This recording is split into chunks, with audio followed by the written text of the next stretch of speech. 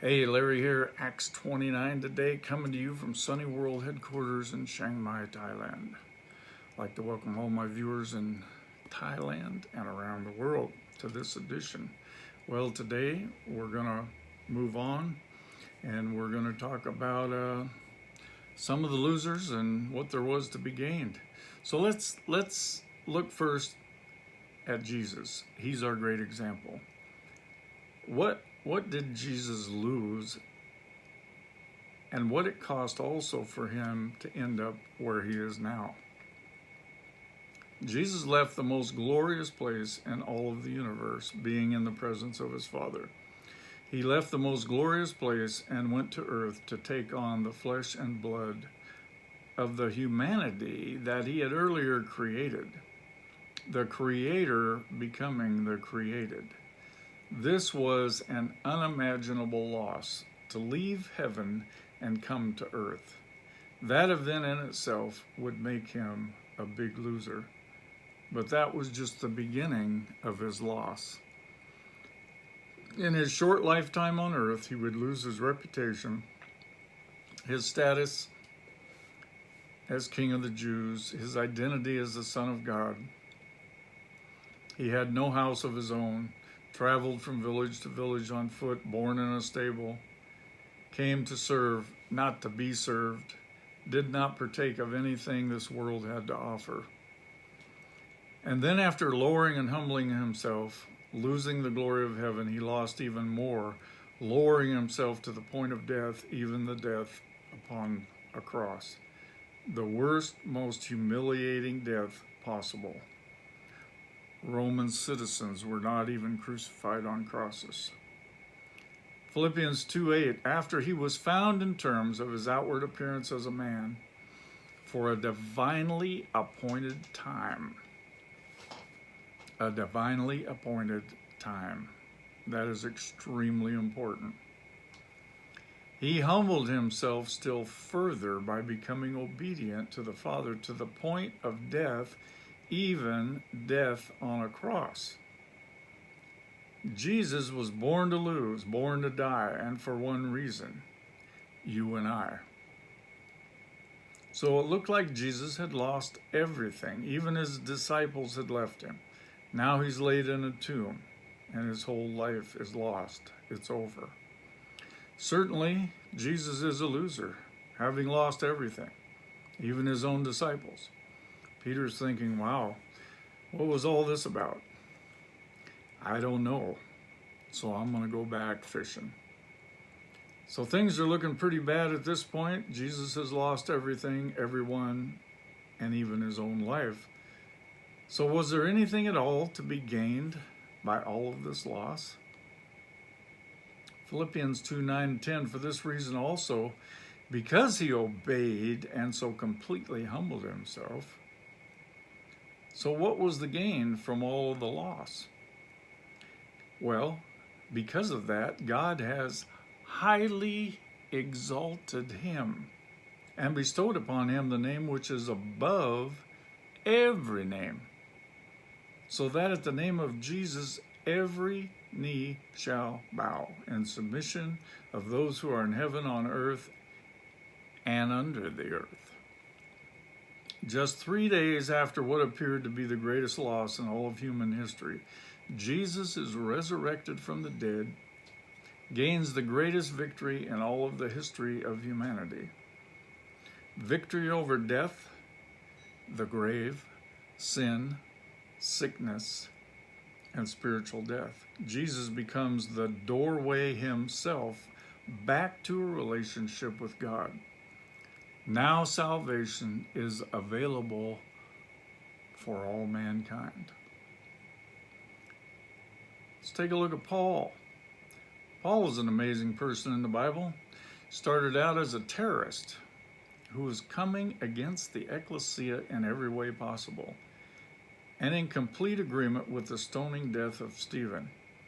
So Saul, at the time, had this to say about himself. Philippians 3:5-6. Circumcised when I was 8 days old, of the nation of Israel, the tribe of Benjamin, a Hebrew of Hebrews, an exemplary Hebrew, and to the observance of the law, a Pharisee. As to my zeal for Jewish tradition, a persecutor of the ecclesia, the church, and as to righteousness, supposed right living, which my fellow Jews believe is in the law, I proved myself blameless. Later on, he also revealed that he was a Roman citizen. So it would seem that Saul would have been a very proud man, even maybe somewhat arrogant, and of high regard within the sphere of his peers. Then one day, as he was on his way with papers to arrest some more followers of the way, the ecclesia, he would have an experience that would take him off his high horse, or a donkey in this case, and he would soon become a loser. Acts 22, 6 through 11, but as I was on my way approaching Damascus about noontime, a great blaze of light flashed around from heaven and shone round about me. I fell to the ground and heard a voice say to me, Saul, Saul, why are you persecuting me? And I replied, Who are you, Lord? And he said to me, I am Jesus the Nazarene whom you are persecuting. Now those who were with me saw the light, but did not understand the voice of the one who was speaking. And I asked, What shall I do, Lord? And the Lord answered me, Get up and go into Damascus, and there you will be told all that is appointed and destined for you to do. But since I could not see because of the glorious intensity and dazzling brightness of the light, I was led by the hand by those who were there with me and came into Damascus. So Saul, just within a few days' time, loses his mission as a persecutor of the ecclesia, his position as a Pharisee, even his name is changed to Paul, and he's well on his way to becoming a full-blown loser. Now for the rest of his life, he loses his own desires and leads an amazing life of service for Jesus, saying, I am the chief of all sinners and the least of all the saints. He was saying this because of his former ways of persecuting the ecclesia. But now he is, in fact, a part of the ecclesia. 2 Corinthians 11:23, are they self-proclaimed servants of Christ? I am speaking as if I were out of my mind. I am more so, for I exceed them, with far more labors, with far more imprisonments, beaten times without number, often in danger of death. 5 times I received of the Jews 39 lashes, 3 times beaten with rods. Once I was stoned, 3 times shipwrecked. A night and day I have spent adrift in the sea, many times on journeys, exposed to dangers from rivers, bandits, my own countrymen, dangers from the Gentiles, danger in the city, danger in the wilderness, danger on the sea, danger among those posing as believers. In labor and hardship, often unable to sleep, in hunger and thirst, often driven to fasting for lack of food, in cold and exposure without adequate clothing. Besides those external things, there is the daily inescapable pressure of my concern for all the ecclesias. Who is weak and I don't feel his weakness? Who is made to sin and I am not on fire with sorrow and concern? Now, unfortunately for Paul, Joel had not written his best-selling motivational book, Your Best Life Now. Otherwise, Paul probably would not have had to gone through all those hard times as he could have had his best life now. But fortunately for Paul, such man-made doctrines were not around. And so now Paul could have his best life later. 1 Corinthians 3:5-9. What then is Apollos and Paul? Servants, just servants, through whom you believed. I planted, Apollos watered, but God was causing the growth. Neither is one who plants nor the one who waters anything, but God who causes the growth. He who waters are one in importance and esteem, working toward the same purpose, but each will receive his own reward according to his own labor. For we are God's fellow workers, his servants working together. You are God's cultivated field, his garden, vineyard, God's building. Paul said, I am just a servant and I don't want to be served. Sounds like Jesus.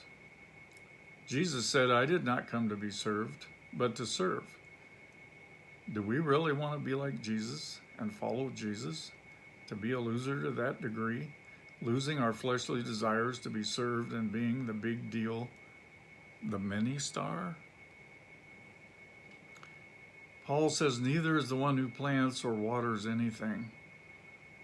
In the religious circles where so many want to desperately be everything, can we really stoop so low as to look at ourselves as not anything? Losers? Well, yes, we can, because in comparison to God, we are not anything, but only God who causes the growth. But God all the while was causing the growth. We can plant, we can water, but we cannot cause the growth. And if there is no growth, what good does it do to plant and water? I can plant a seed in the ground, you can come along and water the seed, and the word says it grows and produces, we know not how.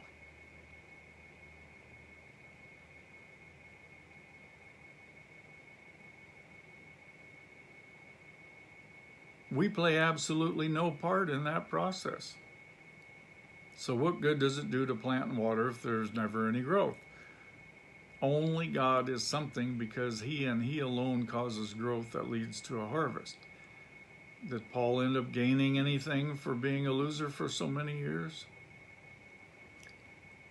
Hebrews 10:32, but remember the early days when, after being spiritually enlightened, you patiently endured a great conflict of sufferings, sometimes by being made a spectacle, publicly exposed to insults and distress, and sometimes by becoming companions with those who were so treated.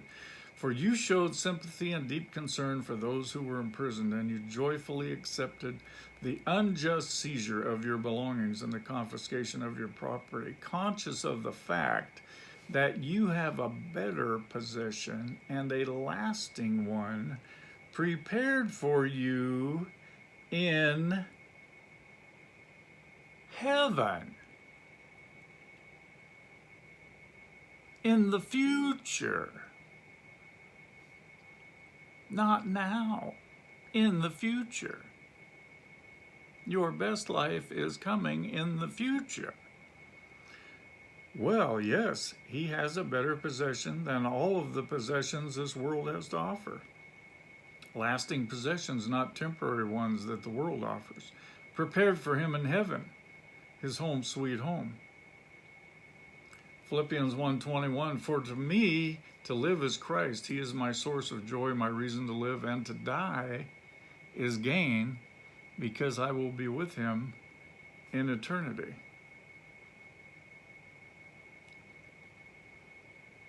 Second Timothy 4:8. In the future there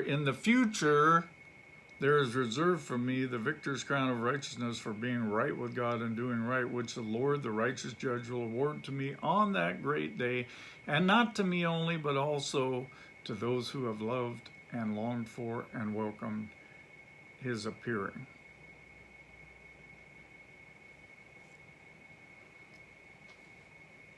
Future.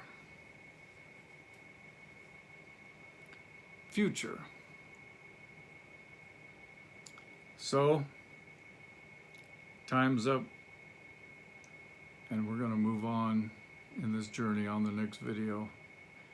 I will see you there.